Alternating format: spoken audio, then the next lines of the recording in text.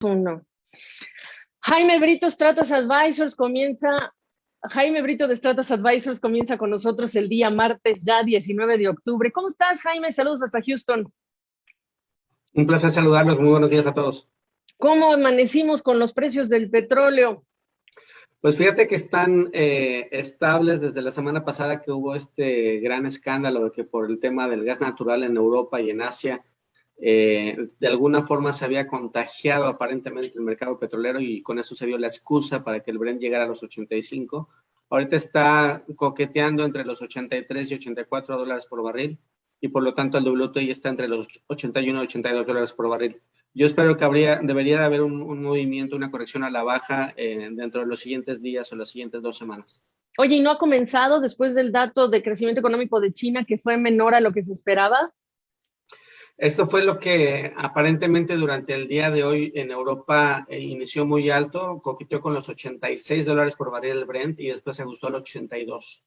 Entonces, yo sí creo que tanto eso como, por ejemplo, se dio un pronóstico de tiempo en Europa de que va a haber un exceso de vientos bastante fuertes en el norte de Europa, lo cual le va a convenir bastante a la producción de energía eólica y que se anticipa que al menos las siguientes 2 semanas pudieran ser bastante templadas o incluso calientes, y lo cual haría un poquito a un lado todo este gran temor de que si vendría muy, muy frío el próximo invierno, ¿no? Por lo menos lo que es el corto plazo se espera que sea templado y con vientos, lo cual le facilita bastante las cosas a las energías alternas en Europa.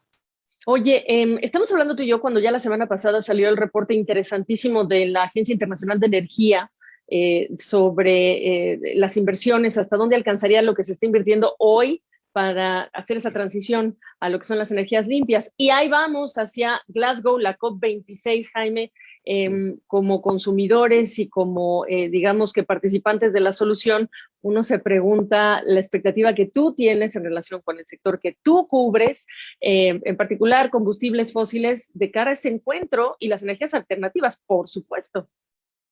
Fíjate que tengo una gran preocupación porque lo que yo he visto es que la posición de varios gobiernos, y no estoy hablando de gobiernos de África o de regiones subdesarrolladas, ¿no? De los principales gobiernos del mundo, me da la impresión de que varias de los objetivos o de las ideas que tienen como si fueran compartidas o lideradas por alguna que otra empresa consultora específica, que normalmente cuando ves los números y las expectativas y las métricas que definen están técnicamente, químicamente, industrialmente bastante fuera de la realidad. Entonces sí tengo un temor de que puede haber un desfase tremendo.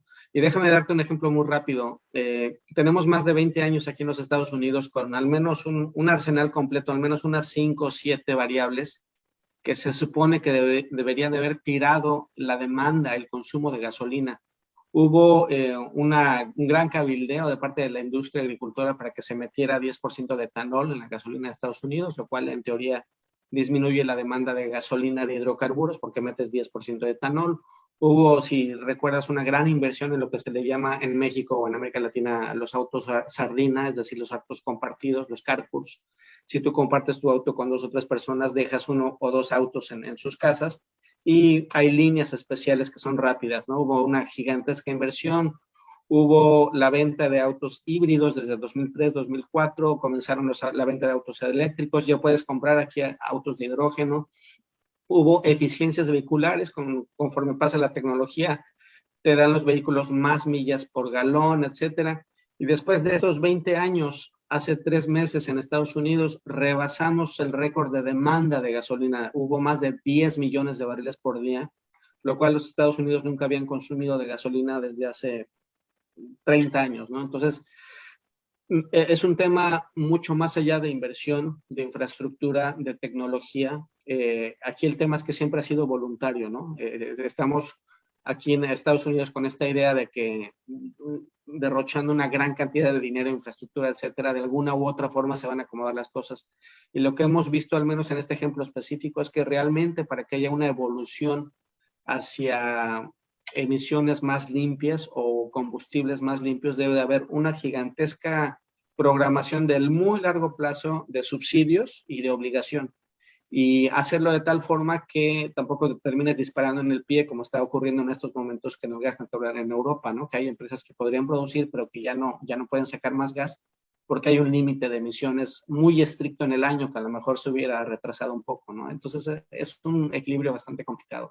Oye, me haces pensar tres cosas. Primero, China ya lo hizo también y ahora parte de ese cumplimiento de sus metas de reducir las emisiones de dióxido de carbono tienen que ver con esto que se estaba viviendo, esa crisis de energía. Eso es parte de la razón que está explicando la presión que está teniendo China, por un lado.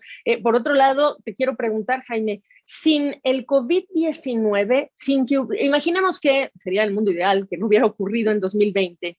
Esto que me estás hablando de que va a tomar más tiempo, etcétera, y que ahora el consumo otra vez vuelve a ser altísimo, ¿habría llegado ese mismo escenario sin el COVID-19 presente, que ese aumento en el consumo fuera tan drástico? ¿O estamos viendo todavía estas alteraciones que son temporales y después vamos a ver una bajada más pronunciada en ese consumo? Definitivamente el COVID aceleró todos estos desfases en los planes para evolucionar a lo que le llaman la famosa transición energética.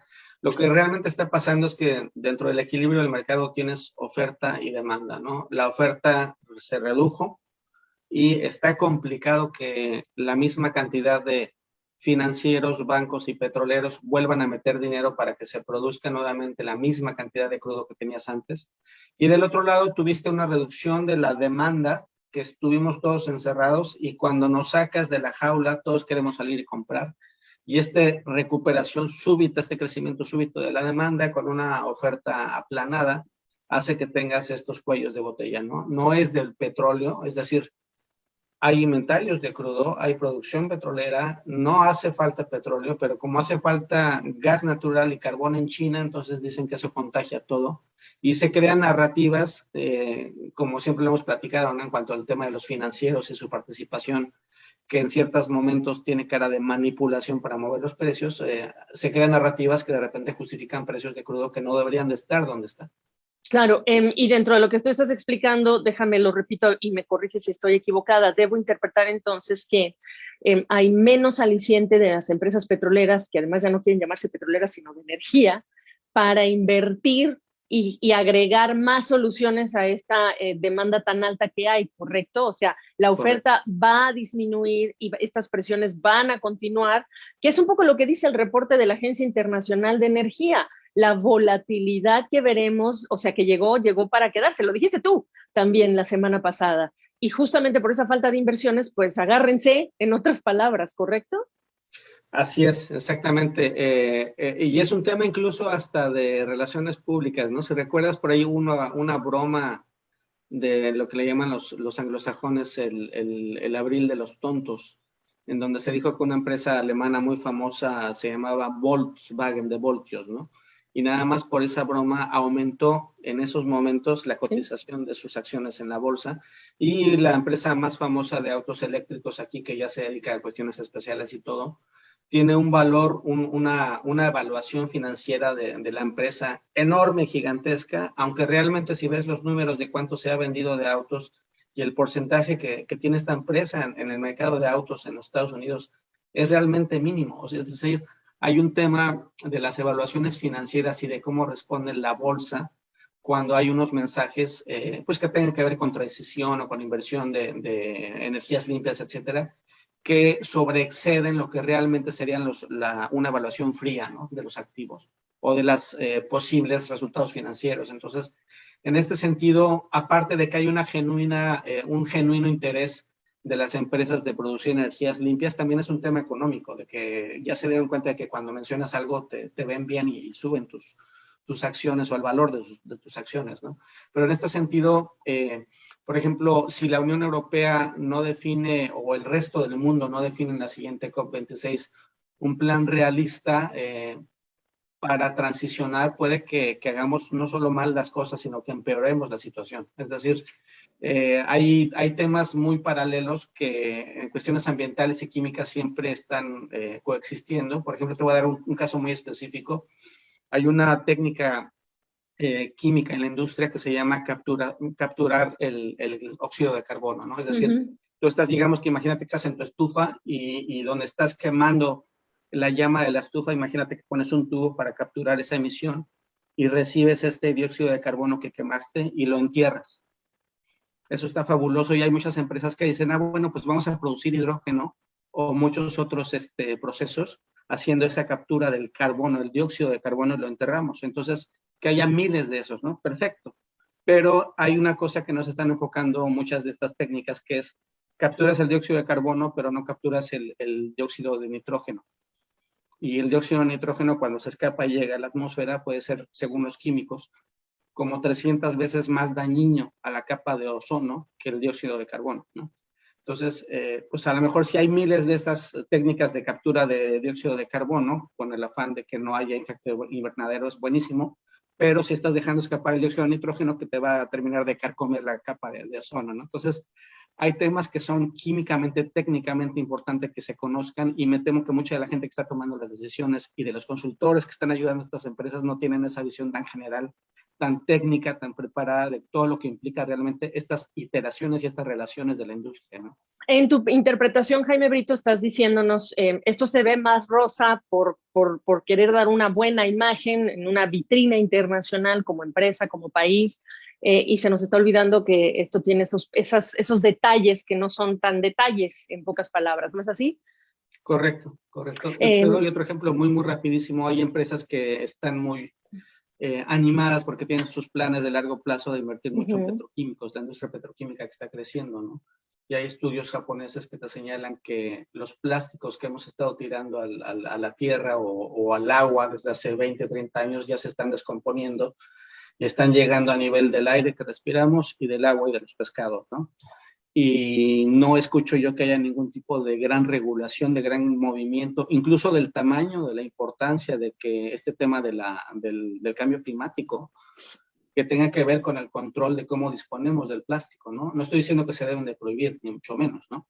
Pero si tenemos unos planes mundiales mucho más serios de cómo disponer del plástico, de desperdicio y asegurarnos de que no esté en la atmósfera 10 años, que se descomponga y que nos llegue a los pulmones y que nos haga mutaciones al ser humano, pero esto no se planea de manera integral, desgraciadamente. Y eso es muy importante. Jaime Brito está abriendo la puerta para el tema que tenemos que nosotros analizar y presentárselos a ustedes y aprender juntos, porque es crear cultura, la economía circular.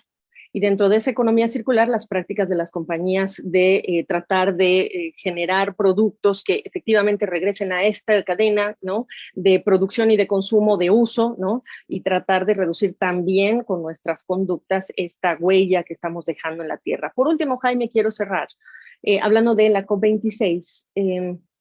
La postura realista para América Latina y el Caribe, que tanto depende de los combustibles fósiles. Ya dijimos que no es de un día a otro esta transición, ya dijimos que las refinerías pues a muchos no nos gustan, pero pues al final del día son una ayuda porque de eso vivimos y dependemos todavía. ¿Cuál va a ser digamos, esta posición que te va a parecer realista o cómo ves la COP26 y la postura de una región que depende tanto también de los combustibles fósiles hasta pues para las arcas públicas? No te digo, somos Arabia Saudita, pero no somos un país rico, somos países de ingreso medio bajo. Sí, mira, yo creo que la mejor solución en este sentido, y particularmente para América Latina, tiene que ver con no hay una receta única para todos, ¿no? Es decir, incluso en México específicamente, hay regiones en donde conviene mucho continuar desarrollando la producción de biocombustibles a través de soya, a través de maíz, y hay otros lugares en donde conviene una gran inversión eólica, ¿no? Y a lo mejor otras regiones específicas que podrían prestarse para la construcción de presas hidroeléctricas. Es decir, en toda América Latina seguramente, yo creo que lo más importante es que facilites, que simplifiques y que incentives la inversión privada para que cada una de las empresas que tengan a su disponibilidad, y estoy hablando de empresas literalmente familiares de 10 personas o grandes monstruos corporativos que puedan invertir en cada región y desarrollar cada una de las tecnologías que sea factible, ¿no? Y que la gente tenga presente que cuando tú estás hablando de inversión en paneles solares o en turbinas eólicas o lo que sea, necesariamente estás hablando de más minería, lo cual también te trae contaminación y ciertos consecuencias ambientales. O sea, no es todo nada más que ciegamente, digamos, quitemos el petróleo y metamos lo demás, porque para construir lo demás necesitas metales muy raros, muy específicos, necesitas minería, etcétera. Entonces, hagamos un plan nacional para cada una de las regiones de América Latina, en donde veamos de qué tiene riqueza cada país y qué es lo que tiene sentido para incentivar las economías circulares que tú mencionas, ¿no? Por supuesto, y el uso del agua, que Jaime lo está diciendo implícitamente, porque para el litio y para todo otro tipo de minería, el agua, pues ese es un tema importantísimo y en años que hemos tenido sequías drásticas, dramáticas. Jaime Brito, gracias por este prólogo a lo que va a ser la COP26 y este ambiente de precios altos de petróleo, por cierto. Buen día. Un placer, cuídense mucho, Saro. Hasta luego.